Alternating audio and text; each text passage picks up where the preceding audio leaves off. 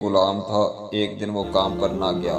اس کے مالک نے سوچا کہ مجھے اس کی تنخواہ میں کچھ اضافہ کر دینا چاہیے تاکہ وہ اور دل جمی سے کام کرے اور آئندہ غائب نہ ہو۔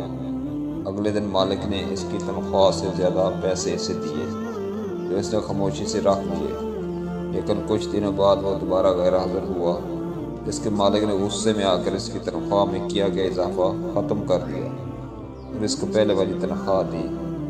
غلام نے اب بھی خاموشی اختیار کی تو مالک نے کہا، جب میں نے اضافہ کیا تو تم خاموش رہے، اور اب جب کمی کی تو پھر بھی خاموش ہو، کیوں؟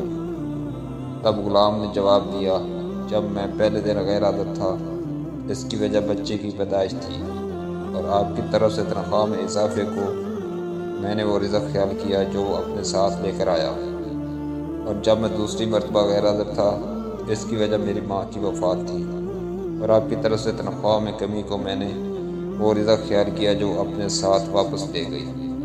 پھر میں اس رزق کی خاطر کیوں پریشان ہوں جس کا ذمہ خود اللہ نے اٹھایا ہوا ہے؟